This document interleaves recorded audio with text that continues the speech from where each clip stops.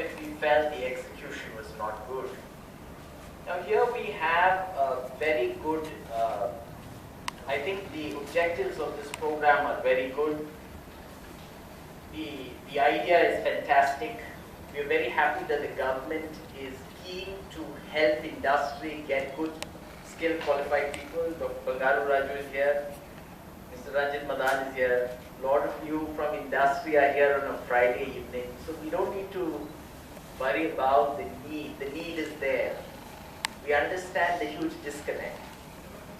I must also say that I am here because just like Dr. Bangaru Raju explained, Mr. Hemant came to me once, he came to me twice. Of course, he's a neighbor of mine, but his very interest to teach and be associated and fill in this gap is why I think a lot of us are here. So I give him all support.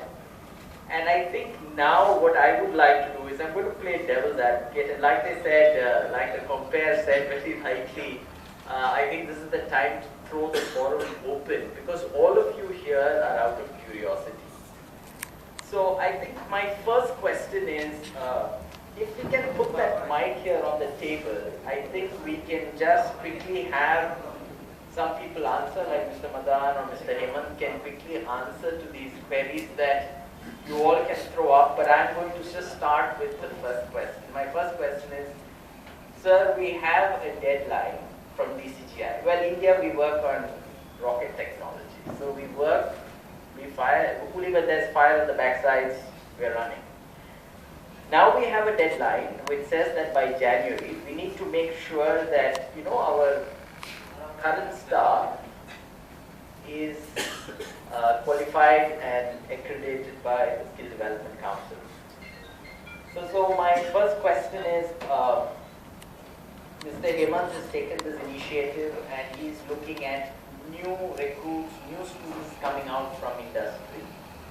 So what is our plan to get our current staff accredited? Now the reason why I am throwing this question is because this question was thrown to me at a number of meetings at IDMA in case, because a lot of members are very keen to know. So is there a definite, you know, what is the way that we could get this done? Maybe you could share with us.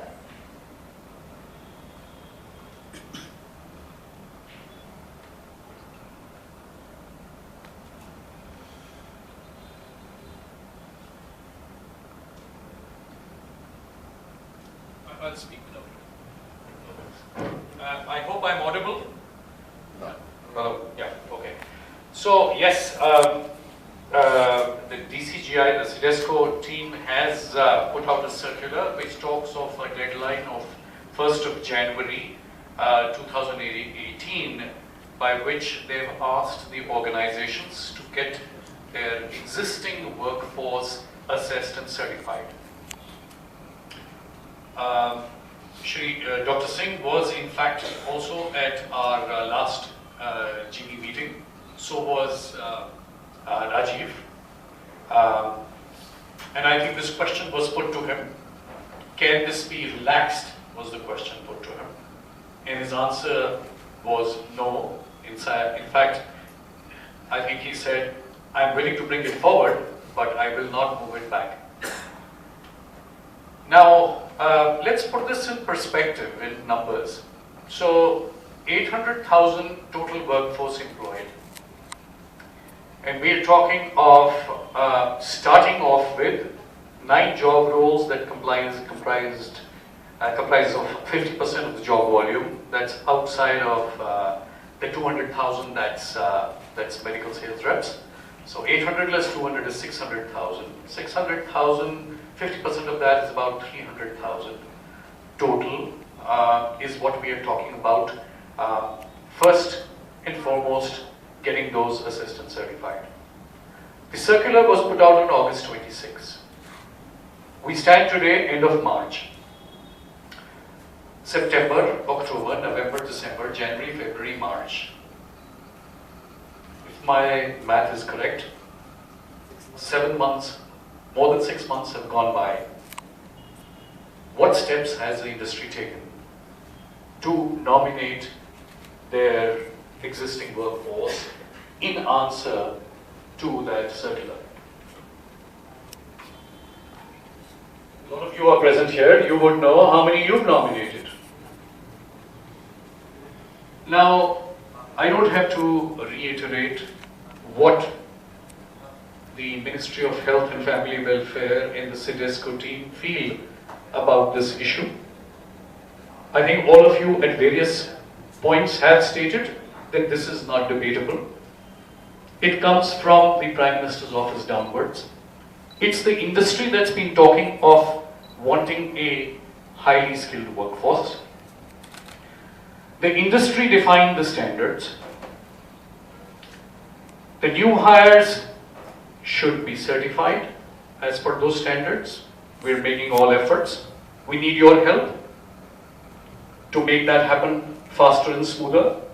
And coming to the existing workforce, that workforce has never been formally assessed and certified. India ranks at the bottommost rung of the ladder with 3.7% of its workforce formally skilled. Korea stands at 97%, China stands at 50%. All countries between China and Korea, which is Japan, United States, Canada, Australia, the whole of Western world, are between 50 to 97%. Now you can imagine when a foreign delegation comes and meets the Cabinet Secretariat on FDI and other issues, and they want to tick off a couple of blocks, and it comes to not India's burgeoning population and the demographic dividend that the country can reap, which all of us are aware of. We have the youngest population. We are lucky, and if we leverage that right, we will actually be exporters or can become the skill capital of the world, as the PM put it.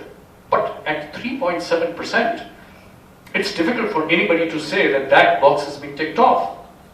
And that figure is not quite correct, because a lot of them have actually been skilled by organizations such as those present here. But they've never been assessed. So let's get them assessed. And if organizations are so sure that their workforce meets WHO requirements, global requirements, etc., then they should have no qualms about getting them certified by the standards that the industry has set. And it may happen that in the process that some skill gaps are identified. And we've done some pilots, and indeed, for some of the topmost organizations, there have been skill gaps. So let those be identified, and then the organizations, or perhaps with our help, can bridge those, and in the process have a more productive workforce. So coming back, therefore, that over these months, let the organizations rapidly give the nominations, and let's get on with the assessments and the certifications, instead of pondering over it, if I might be blunt, and 6 months have gone, and another 6 months can go, saying, well, for this reason or that reason, can we perhaps not get them certified, etc. Then, of course, nothing's going to happen. So let's take the steps forward, and we are with